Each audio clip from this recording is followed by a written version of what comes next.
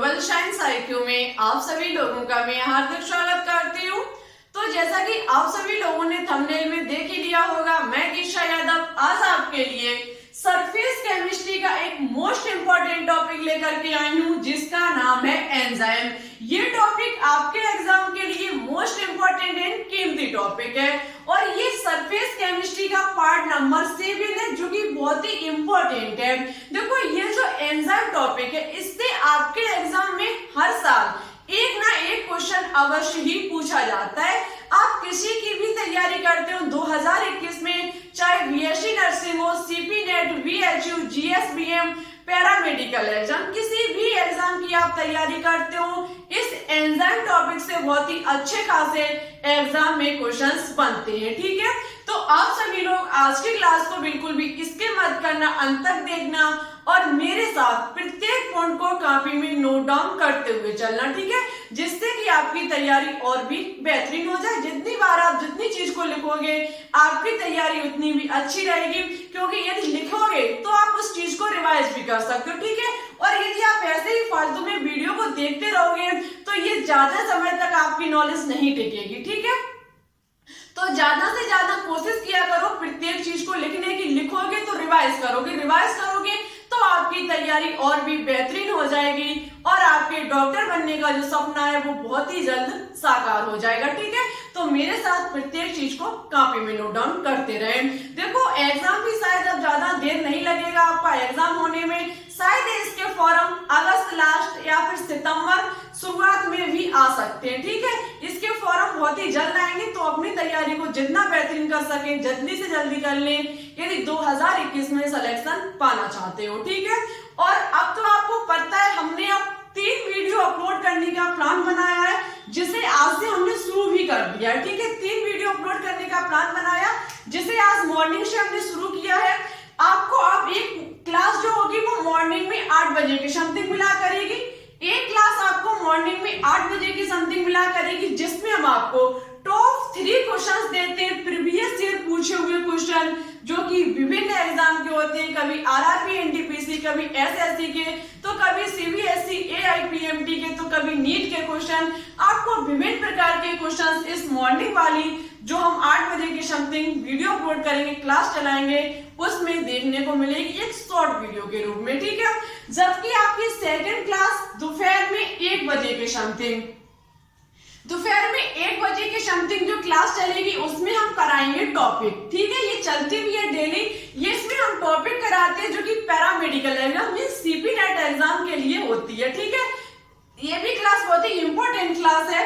जबकि जो हम शाम को अपलोड करते 8 बजे के समथिंग, सोने से पहले करो अपनी तैयारी को चेक, जिसमें हम चला रहे हैं 500 क्वेश्चंस की सीरीज। ये 500 क्वेश्चंस की सीरीज में लगभग 350 क्वेश्चन के समथिंग 350 प्लस क्वेश्चन हो भी चुके हैं। ठीक है, क्योंकि हम संख्या नहीं डालते, लेकिन यदि आपने क्वेश्चन को कॉपी में मेरे साथ नोट डाउन किया होगा तो आप अंदाजा भी लगा सकते हैं कि 350 प्लस क्वेश्चन हम आपको करा चुके हैं। ठीक है, ये 500 क्वेश्चंस की सीरीज भी आपके एग्जाम के लिए, सीपी नेट एग्जाम के लिए मोस्ट इंपोर्टेंट एंड कीमती सीरीज है। ठीक है, तो इन तीनों क्लास को लेना बिल्कुल भी ना भूलें यदि आप 2021 में डॉक्टर बनना चाहते हो। और आपसे हम बार बार रिक्वेस्ट करते हैं कि थोड़ा चैनल को सपोर्ट कीजिए। जितना अधिक आप सपोर्ट करोगे आपके लिए उतना ही बेहतर होगा। या कहने का मतलब है, यदि आप सपोर्ट करोगे तो इस ग्लोबल साइंस आईक्यू परिवार पर ज्यादा से ज्यादा स्टूडेंट जुड़ेंगे। जितने अधिक स्टूडेंट इस चैनल पर जुड़ेंगे उतनी ही तैयारी बेहतरीन होगी, क्योंकि फिर पढ़ने में आएगा मजा। आपको पता है, हम 600 के करीब पहुंचने वाले हैं। हम लोग 600 सदस्यों का एक परिवार हो जाएगा। यदि आप इस 600 को जल्द 1000 में बदल देते हैं तो आपके यहाँ पर हो जाएगी लाइव क्लास स्टार्ट। और जब लाइव क्लास स्टार्ट हो जाएगी तो आपकी और हमारी होगी फेस टू फेस बात। कहने का मतलब है, आप हमसे कुछ भी पूछ सकते हैं और हम आपको तुरंत का तुरंत जवाब देंगे। ठीक है, तो यदि लाइव क्लास चलवाना चाहते हो तो जल्दी से जल्दी इस 600 को 1000 में बदल दीजिए। ठीक है, और ये आप लोग ही कर सकते हो, ठीक है। आप कोई भी सोशल मीडिया यूज करते हो, चाहे फेसबुक हो, चाहे व्हाट्सएप हो, चाहे इंस्टाग्राम हो, कोई भी आप सोशल मीडिया यूज करते हो, प्लीज एक बार हमारी वीडियो को शेयर कर दीजिए, ठीक है। तो फिर चलिए, बहुत सारी बातें होंगी, अब नहीं करेंगे टाइम वेस्ट, डायरेक्ट बात करेंगे टॉपिक पर, नजर डालते बोर्ड की तरफ। देखो, सबसे पहले बात करेंगे एंजाइम उत्प्रेरण। एंजाइम उत्प्रेरण होता क्या है? देखो, इस परिभाषा से आपको बहुत सारे पॉइंट देखने को मिलेंगे। सबसे पहले लिखा हुआ है एंजाइम उत्प्रेरण। एंजाइम जो कैटालिसिस होते हैं वो नाइट्रोजन युक्त उच्च अणुभार वाली जटिल कार्बनिक पदार्थ जो जीवों की कोशिकाओं में निर्मित तथा जैविक रासायनिक अपक्रियाओं को प्रेरित करते हैं, एंजाइम कहलाते हैं। इसमें सबसे फर्स्ट पॉइंट कि जो एंजाइम होते हैं वो नाइट्रोजन युक्त होते हैं, ठीक है। इसका सबसे इंपॉर्टेंट पॉइंट है कि एंजाइम जो होते हैं वो नाइट्रोजन युक्त उच्च अणुभार वाले कैसे पदार्थ होते हैं? जटिल कार्बनिक पदार्थ, ठीक है। ये भी इंपॉर्टेंट है, ये हमारे जटिल कार्बनिक पदार्थ होते हैं जो जीवों की कोशिकाओं में निर्मित तथा जैविक रासायनिक अपक्रियाओं को प्रेरित करते हैं। अभी हमने आपको इससे पहले उत्प्रेरक के बारे में जानकारी दी। वहां क्या हो रहा था कि जो उत्प्रेरक थे वो किसी भी अपक्रिया की दर को चला रहे थे, कहने का मतलब से सक्रिय कर रहे थे, ठीक है। हमने उत्प्रेरक में आपको पढ़ाया था कि उत्प्रेरक वह पदार्थ होता है जो किसी भी रासायनिक अपक्रिया में भाग लेकर के उसकी दर को परिवर्तित कर देता है, लेकिन स्वयं रासायनिक रूप से अपक्रिया के अंत में अपरिवर्तित रहता है। वो आपका रिएक्शन में था, ठीक है। लेकिन जो एंजाइम होते हैं ये हमारी बॉडी में होते हैं, ठीक है। एंजाइम जो होते हैं वो हमारी बॉडी में होते हैं। हमारी बॉडी में होने वाली क्रियाओं में जो उत्प्रेरक के रूप में भूमिका निभाते हैं वो हमारे क्या होते हैं? एंजाइम होते हैं, जो कि जटिल पदार्थों को, जो हमारे जटिल कार्बनिक पदार्थ होते हैं और जो जीवों की कोशिकाओं में निर्मित होते हैं, ये जो एंजाइम होते हैं वो किसमें उपस्थित होते हैं? कोशिकाओं में उपस्थित होते हैं। और इसका सबसे इंपॉर्टेंट पॉइंट है कि एंजाइम प्रोटीन होते हैं, ठीक है। एंजाइम जो हमारे होते हैं, याद रखना, ये एक प्रकार के प्रोटीन होते हैं। और सबसे इंपॉर्टेंट इसका है कि ये अप्रोटीन पदार्थ भी उपस्थित होते हैं। इनमें क्या उपस्थित होता है? अप्रोटीन पदार्थ, जिसे कहा जाता है कोएंजाइम। क्या कहा जाता है? कोएंजाइम। और एक बात का विशेष ध्यान रखना, एंजाइम को चलाने के लिए कोएंजाइम बहुत ही जरूरी है। जब हमारा एंजाइम, यदि किसी बॉडी में हमारा एंजाइम होगा तो वो एक्टिव नहीं होगा, सक्रिय नहीं होगा। उसे सक्रिय करने के लिए हमें किसकी जरूरत होती है? अप्रोटीन पदार्थ की, जिसे कहा जाता है कोएंजाइम, ठीक है। अब आपको समझ में आ चुका होगा कि एंजाइम जो होते हैं वो हमारे नाइट्रोजन युक्त उच्च अणुभार वाले कैसे पदार्थ होते हैं? जटिल कार्बनिक पदार्थ, ठीक है। और इसमें 2-4 पॉइंट सबसे इंपॉर्टेंट पॉइंट है, ये नाइट्रोजन युक्त होते हैं, इन्हें हम प्रोटीन कहते हैं। और प्रोटीन और एंजाइम को सक्रिय करने के लिए हमें अप्रोटीन पदार्थ की आवश्यकता होती है। एंजाइम कभी भी एक्टिव रूप में नहीं होता है, इसे एक्टिव सक्रिय करने के लिए हमें अप्रोटीन की आवश्यकता होती है, जिसे कहा जाता है कोएंजाइम, ठीक है। और ये जो एंजाइम होते हैं वो कोशिकाओं में निर्मित होते हैं और ये जैविक रासायनिक अपक्रियाओं, सबसे इंपॉर्टेंट पॉइंट है, एग्जाम में पूछा जा सकता है कि जैविक रासायनिक अपक्रियाओं को संपन्न कराने के लिए किस उत्प्रेरण का प्रयोग किया जाता है? जैविक रासायनिक अपक्रियाओं का मतलब जीवों के शरीर में होने वाली अपक्रियाओं को चलाने में किस उत्प्रेरण की भूमिका होती है? तो ये हमारा होता है एंजाइम, इसलिए इन्हें जैव रासायनिक उत्प्रेरण भी कहा जाता है, ठीक है। इन्हें क्या कहा जाता है? जैव रासायनिक उत्प्रेरण। आई होप आपको एंजाइम उत्प्रेरण समझ में आ चुका होगा। मन में किसी भी प्रकार का डाउट हो, कोई भी कहीं भी आपको इसमें डाउट हो, कमेंट बॉक्स में बता देना, हम आपको नेक्स्ट क्लास में समझाने की पूरी कोशिश करेंगे। अब चलिए बात करेंगे इसकी विशेषताएं पर। बात करेंगे इसकी विशेषता पर, तो फर्स्ट पॉइंट है ये अत्यंत विशिष्ट होते हैं। जो आपके एंजाइम होते हैं, ये विशेषता किसकी है? एंजाइम उत्प्रेरण की। एंजाइम उत्प्रेरण जो होते हैं वो विशिष्ट होते हैं। विशिष्ट का मतलब आप समझ चुके होंगे, हमने आपको रासायनिक अवशोषण और भौतिक अवशोषण में बताया था कि विशिष्ट क्या होता है। देखो, कोई हम अपक्रिया के रूप में ले सकते हैं वनस्पति तेल। ये जो हमारा वनस्पति तेल होता है उसका होता है हाइड्रोजनीकरण, मीन्स हाइड्रोजन के साथ क्रिया। जब वनस्पति तेल हाइड्रोजन के साथ क्रिया करता है तो बनाता है वनस्पति घी। क्या बनाता है? वनस्पति घी। अब आपको पता होगा कि वनस्पति तेल का हाइड्रोजनीकरण कराने के लिए प्रयुक्त उत्प्रेरक कौन सा होता है? प्रयुक्त उत्प्रेरक होता है निकिल। क्या होता है? निकिल। अब आप चाहो कि इस वनस्पति तेल का हाइड्रोजनीकरण हम पीटी की उपस्थिति में करा दें, पीटी उत्प्रेरक को लेकर के करा दें, तो स्टूडेंट याद रखना ये अपक्रिया हमारी संभव नहीं होगी। कहने का मतलब है किसी अपक्रिया को चलाने के लिए एक विशिष्ट उत्प्रेरक की उपस्थिति होती है, वैसा ही कुछ यहाँ पर होता है। हमारी बॉडी में होने वाली अपक्रियाओं के लिए एक विशिष्ट प्रकार का उत्प्रेरण होना चाहिए। एंजाइम एक विशिष्ट प्रकार का उत्प्रेरक होता है जो किसी हर एक में प्रयोग नहीं किया जाता। अभी हम आपको आगे चल के एग्जाम्पल के तौर पर बताएंगे कि कौन सा एंजाइम उत्प्रेरक किस क्रिया में कार्य करता है। ठीक है, तो याद रखना ये अत्यंत विशिष्ट होती है। प्रत्येक एंजाइम को हम प्रत्येक रिएक्शन कराने में नहीं ले सकते हैं। ठीक है, आप चाहो कि कोई एंजाइम ले और वनस्पति तेल से वनस्पति घी का निर्माण करा ले तो ऐसा संभव नहीं है। बेशक वो उत्प्रेरक के रूप में भूमिका निभाएगा, लेकिन ऐसा नहीं है कि प्रत्येक अपक्रिया को संपन्न कराने के लिए हम एक ही उत्प्रेरक को बार बार डालते रहे और वो हमारी संभव हो जाएगी। ठीक है, नेक्स्ट पॉइंट कहता है कि इनमें अकार्बनिक आयन होते हैं जिसे कोएंजाइम कहा जाता है, जो कि इसे सक्रिय बनाते हैं। वही पॉइंट जो हमने यहाँ पे कहा, चाहे हम अप्रोटीन कह दें चाहे हम अकार्बनिक आयन कह दें। ठीक है, अकार्बनिक कार्बन की जगह पर हम ले सकते हैं नाइट्रोजन डाइऑक्साइड गैस, कुछ भी हो सकता है जो कि कार्बन हाइड्रोजन से मिलकर के ना बना हो, जो कि हमारा उसे कहा जाएगा कोएंजाइम। क्या कहा जाएगा? कोएंजाइम। ये जो कोएंजाइम होगा वो किसको सक्रिय करेगा?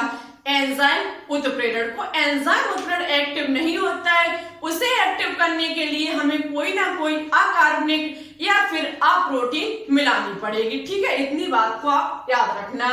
नेक्स्ट पॉइंट कहता है कि एंजाइम संगमन एंजाइम की कार्य सक्रियता को कम कर देता है।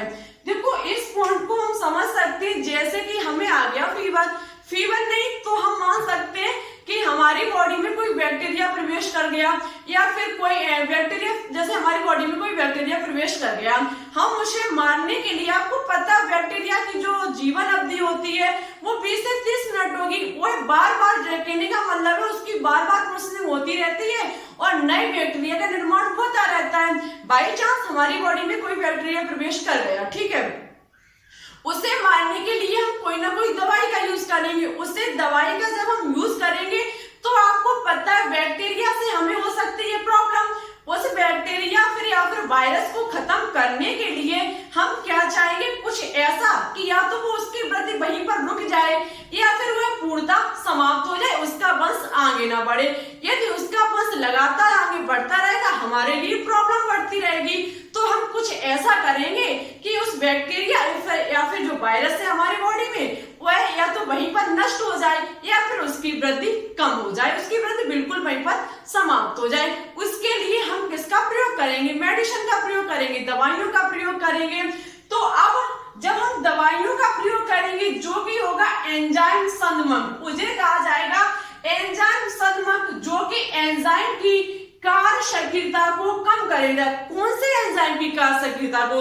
जो हमारे शरीर में नुकसान को पहुंचा रही है। ठीक है, जो हमारी बॉडी में कुछ ऐसा एंजाइम जो हमारी बॉडी को, कहने का मतलब है, नुकसान पहुंचा रहा है, हानि पहुंचा रहा है, उसे कम करने के लिए किसका प्रयोग किया जाएगा? एंजाइम संगमक का। ठीक है, नेक्स्ट पॉइंट कहता है कि एंजाइम एक निश्चित ताप पर क्रियाशील होते हैं। बिल्कुल, एंजाइम जो होते हैं वो निश्चित ताप पर क्रियाशील होते हैं। इनके लिए जो टेम्परेचर होना चाहिए वो 30 से 37 डिग्री सेल्सियस ताप होना चाहिए। इनके लिए जो टेम्परेचर होना चाहिए वो 30 से 37 डिग्री सेल्सियस होना चाहिए। इनका जो पीएच मान होना चाहिए वो 5 से 7 होना चाहिए। ठीक है, ये इसी पीएच मान पर क्रियाशील होते हैं। ठीक है, आई होप आपको एंजाइम उत्प्रेरक प्लस इसकी विशेषताएं समझ में आ चुकी होंगी। मन में किसी भी प्रकार का डाउट हो कमेंट बॉक्स में लिख देना, हम आपको नेक्स्ट क्लास में समझाने की पूरी कोशिश करेंगे। अब हम बात करेंगे कुछ एंजाइम के उदाहरण। ठीक है, यदि आप इसकी स्क्रीनशॉट लेना चाहें तो बिल्कुल ले सकते हैं, और यदि आपने कॉपी में नोट डाउन मेरे साथ किया होगा तो शायद ही आपने इससे अच्छा काम कुछ भी नहीं किया होगा। तो फिर ठीक है, अब बात करेंगे आगे। चलिए अब बात करते हैं कि कौन सा एंजाइम उत्प्रेरक किस में कार्य करता है। देखो, कुछ हम रिएक्शन लेकर के आएंगे, उन पर बताएंगे।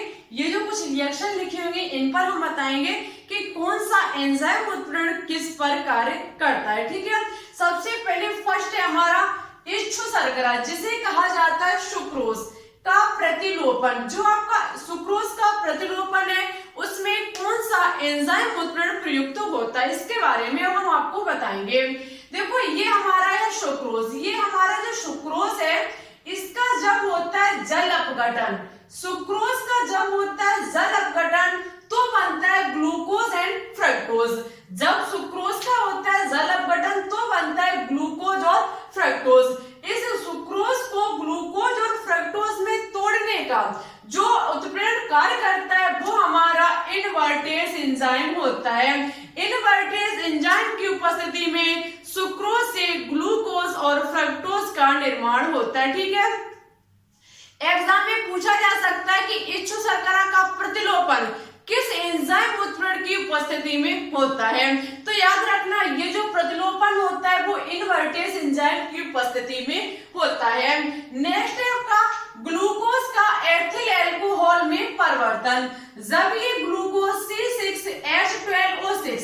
C6H12O6 ग्लूकोज का जब एथिल अल्कोहल में ये परिवर्तित होता है तो ये यहाँ पर जाइमेज एंजाइम जो होता है वो उत्प्रेरक के रूप में भूमिका निभाता है। ग्लूकोज का एथिल अल्कोहल परिवर्तन में जाइमेज एंजाइम जो होता है वो क्या निभाता है, उत्प्रेरक के रूप में भूमिका। जबकि सुक्रोज C12H22O11 का जब जल अपघटन हुआ तो इनवर्टेज एंजाइम की उपस्थिति में हमारा ग्लूकोज और फ्रक्टोज का निर्माण हुआ। दोनों का फॉर्मूला C6H12O6 होता है। ठीक है, इसी प्रकार ये C6H12O6 ग्लूकोज को जब हमने एथिल अल्कोहल C2H5OH में परिवर्तित किया तो यहाँ पर जाइमेज एंजाइम उत्प्रेरक के रूप में भूमिका निभाता है। ठीक है, नेक्स्ट है स्टार्च का माल्टोज में परिवर्तन। ये बहुत ही इंपॉर्टेंट है, स्टार्च का माल्टोज में परिवर्तन।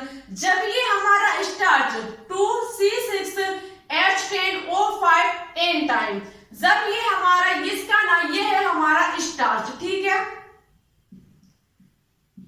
ये स्टार्च जो है उसका जब होता है जल अपघटन, जब स्टार्च का होता है जल अपघटन तो बनता है माल्टोज। क्या बनता है, माल्टोज, जिसका फॉर्मूला 2C6H12O6 होता है।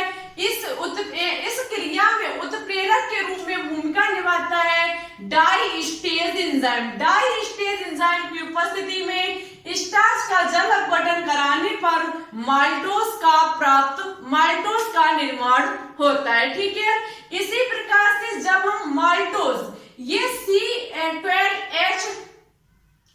C12H22O11 का जब जल अपघटन होता है माल्टेज एंजाइम की उपस्थिति में, माल्टेज एंजाइम की उपस्थिति में होता है तो किसका निर्माण होता है, एन टाइम ग्लूकोज का। ठीक है, किसका निर्माण होता है, एन टाइम ग्लूकोज का। जब हमारा यूरिया का अमोनिया में अपघटन होता है, जब ये यूरिया का किसमें अपघटन होता है, अमोनिया में, जब यूरिया का अमोनिया में अपघटन होता है तो याद रखना यहाँ पर भी माल्टेज, जो आपका माल्टेज होगा वो किसके रूप में भूमिका निभाएगा, एंजाइम उत्प्रेरक के रूप में। एक बार फिर से दोहराते हैं, जब हमारी शर्करा का ग्लूकोज में प्रतिलोपन होता है तो इन्वर्टेज एंजाइम की उपस्थिति में होता है, और याद रखना इसका जो स्रोत होता है वो ईस्ट होता है। ठीक है, इन्वर्टेज एंजाइम का जो स्रोत होता है वो हमारा ईस्ट होता है।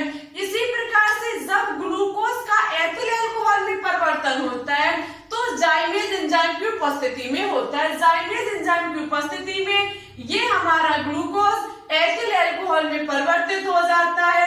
जाइमेज का भी जो स्रोत है वो हमारा ईस्ट है, ठीक है। क्या है हमारा? ईस्ट है, ठीक है। इसी प्रकार से हमारा जब स्टार्च का माल्टोज में परिवर्तन होता है, जब स्टार्च का माल्टोज में परिवर्तन होता है तो हमारा डाई स्टेज जो होता है वो यहाँ पर एंजाइम उत्प्रेरण होता है। डाई स्टेज एंजाइम उत्प्रेरण की उपस्थिति में स्टार्च किसमें कन्वर्ट हो जाता है? माल्टोज में कन्वर्ट हो जाता है। यहाँ पर बात की जाए कि इसका स्रोत क्या है, तो इसका स्रोत होता है माल्ट, ठीक है। इस डाई स्टेज का जो स्रोत होता है वो क्या होता है? माल्ट होता है। नेक्स्ट है माल्टोज का ग्लूकोज में परिवर्तन। ये जब ये माल्टोज ग्लूकोज में परिवर्तित होता है तो माल्टेज एंजाइम उत्प्रेरण की उपस्थिति में होता है। इसका यदि स्रोत पूछा जाए तो याद रखना इसका स्रोत जो होता है वो ईस्ट होता है, ठीक है। इसका भी स्रोत क्या होता है? ईस्ट होता है। इसी प्रकार से यूरिया का जब जल अपघटन होता है माल्टेज एंजाइम की उपस्थिति में तो ये अमोनिया और कार्बन डाइऑक्साइड गैस में कन्वर्ट हो जाता है। आई होप आपको ये सभी एंजाइम किस में प्रयुक्त होते हैं समझ में आ चुके होंगे। आज होमवर्क के तौर पर आपको यही काम है, आपको प्रत्येक एग्जाम्पल देना होगा, बताना होगा कि स्टार्च का माल्टोज में परिवर्तन करने में कौन सा एंजाइम उत्प्रेरण के रूप में भूमिका निभाता है। इन सभी के आपको 5 के भी कमेंट बॉक्स में कमेंट करके बताने होंगे। देख करके नहीं, जब आपको ये याद हो जाए तब आप कमेंट बॉक्स में कमेंट करके 5 के भी क्या बताने? एंजाइम उत्प्रेरण। जैसे कि क्वेश्चन आप फर्स्ट लिख देना कि सुक्रोज का प्रतिलोपन इन्वर्टेज एंजाइम की उपस्थिति में होता है, ठीक है। ऐसे भी एक बार आप लिखोगे तो आपके और भी अच्छे से तैयार हो जाएंगे। यही आपके लिए आज होमवर्क के तौर पर है। जबकि पिछली क्लास में जो हमने आपको होमवर्क दिया था उसका आंसर दिया है हिमांशी, महेंद्र यादव, अनुराधा मौर्य और विकास पटेल। इन सभी स्टूडेंट ने बहुत ही अच्छे से और राइट आंसर दिया। Thank you. आप ऐसे ही लगातार कोशिश करते रहिए, आपका 2021 में सपना पूरा होकर के रहेगा, ठीक है। और जाते जाते बस इतना ही कहना है कि जल्द से जल्द आज शाम तक 600 सब्सक्राइबर कंप्लीट करा दीजिए, जिससे कि आपके लिए बहुत ही अच्छी खुशखबरी है, क्योंकि 600 सब्सक्राइबर कंप्लीट और 400 चाहिए, लाइव क्लास स्टार्ट हो जाएगी। इस साथ ही साथ यदि आपको आज की क्लास अच्छी लगे तो प्लीज इसे एक बार लाइक एंड दोस्तों के साथ शेयर करना बिल्कुल भी ना भूलें। चैनल पर न्यू हो तो प्लीज इसे सब्सक्राइब करके बेल आइकन को प्रेस ऑल पर क्लिक कर लें, जिससे कि हमारी आने वाली वीडियो की नोटिफिकेशन आप तक आसानी से पहुंच सके, वो भी सबसे पहले। वीडियो कैसी लगी जरूर बताएं, टॉपिक समझ में आया या नहीं आया ये भी बताएं। अच्छी लगे तो लाइक तो करना ही बनता है, तो लाइक किए बिना बिल्कुल भी ना जाए, ठीक है। हमारे हिसाब से आपको ये टॉपिक समझ में आ चुका होगा और ये इम्पोर्टेंट टॉपिक भी है, तो फिर ठीक है चलते हैं। Thanks for watching this video. जय हिंद, जय भारत।